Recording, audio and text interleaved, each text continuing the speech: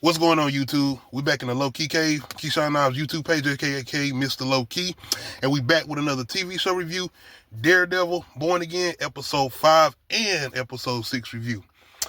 Yeah, man, we been, some of us been wanting some action, some of us been waiting for my man to put on that suit. He said, not yet. But yes, episode 5, man, very decent, good episode. Bank heist, a lot of symbolism as far as the MCU with the coloring of the bank robber's mask, as far as symbolizing the Infinity Stones, all the way down to this certain stone that the actual robbers are there for.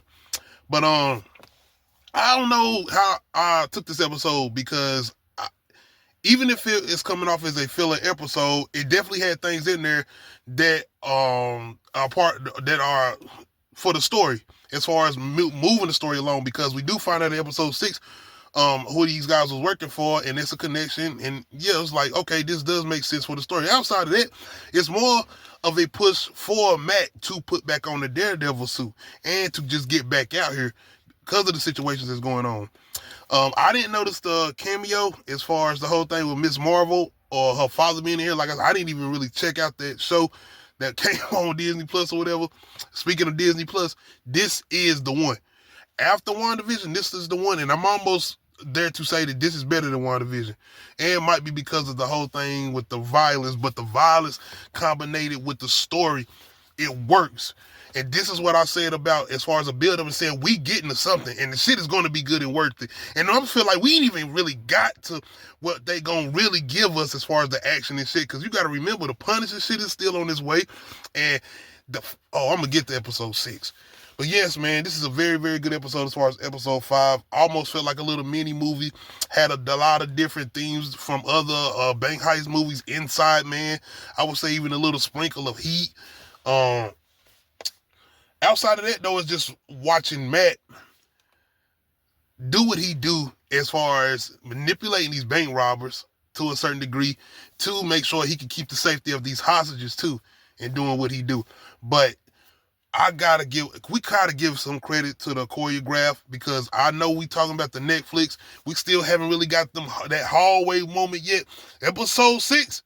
It's close, but we still haven't got that hallway moment yet. But as far as the fighting style, the scene in this, as far as the bank heist, when he fighting in the stairwell and they cut the sound down and you just got them going hand to hand, and the scene with him catching the shotgun.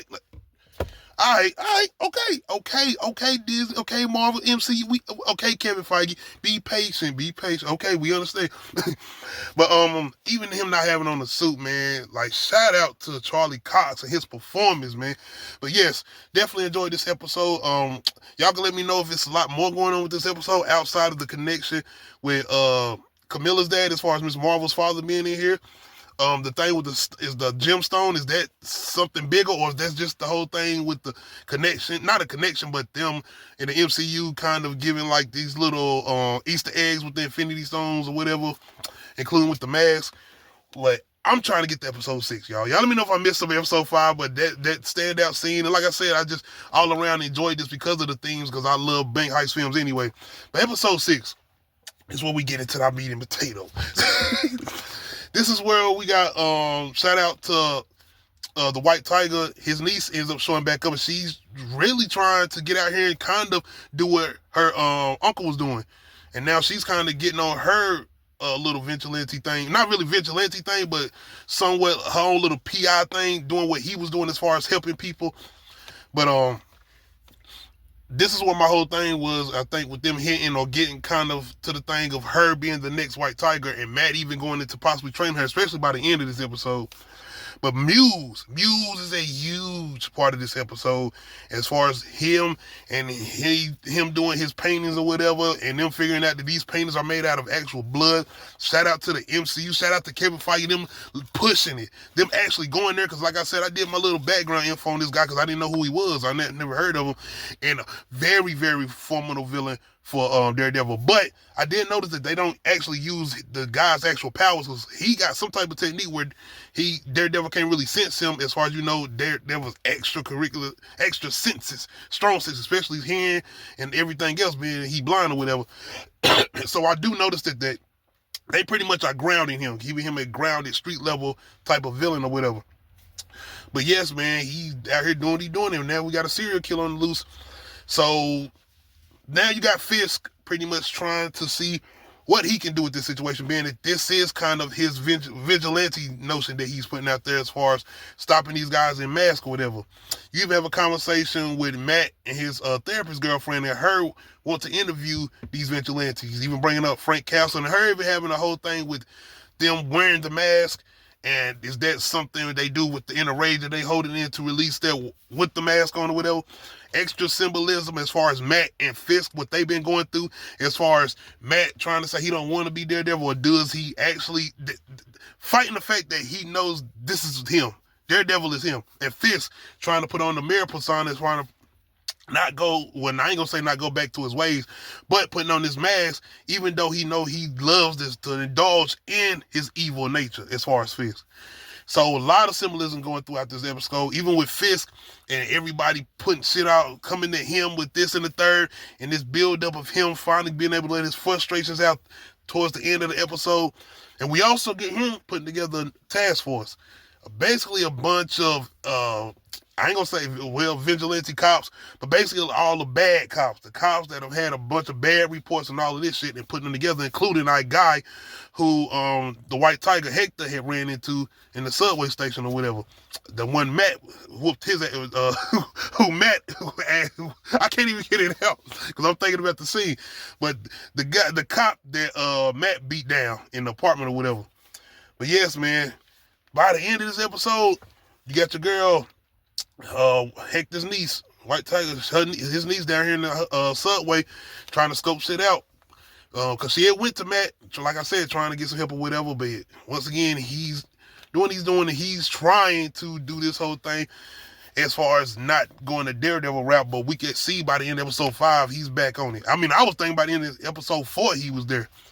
But yes, we do get her down in the subway, and Muse does end up getting her. And this is when we get the call from Hector's aunt, as far as his niece's mother, whatever, calling Matt and telling her that he's missing and she's out here. And he know they had that conversation earlier.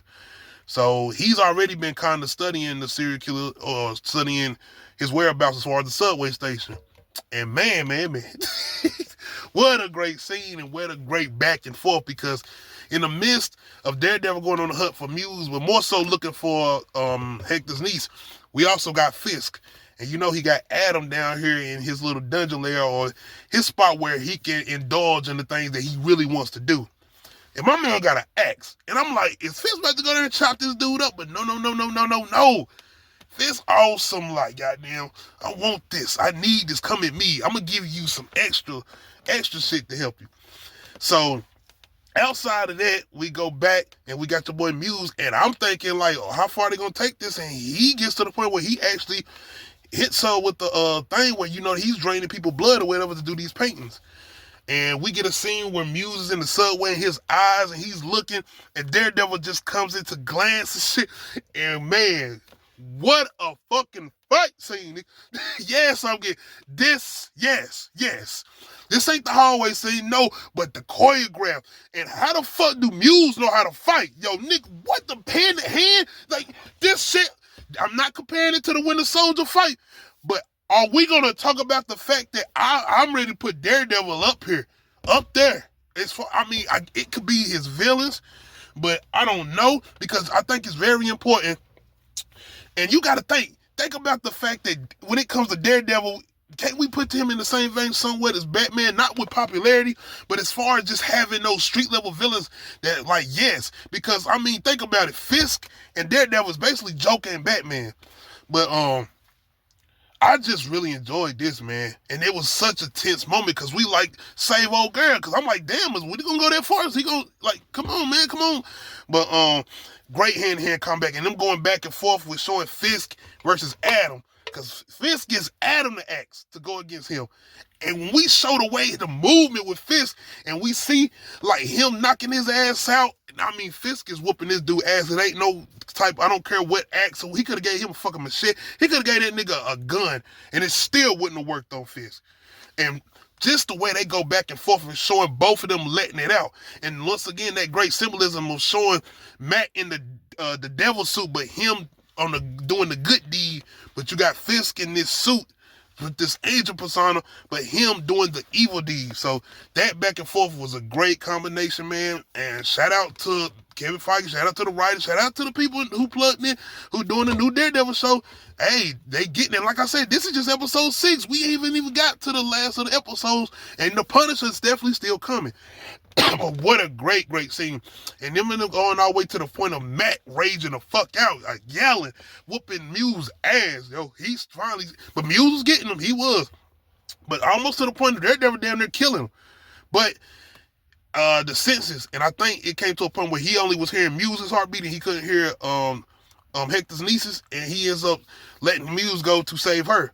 On the other end, we got Fisk keeping his promise as far as whooping this man down to the death, but not killing him. Not killing him. Very great episode. Hey, Anzo, shout out to Bigger Ford Entertainment. Make sure y'all go check him out because I'm pretty sure he did a live watch party. We got our action. Are you satisfied? We got our action, man. Make sure y'all hit that like button. Make sure y'all hit the subscribe button. Make sure y'all hit that notification bell to let you know when I upload new videos. Other than that, we out.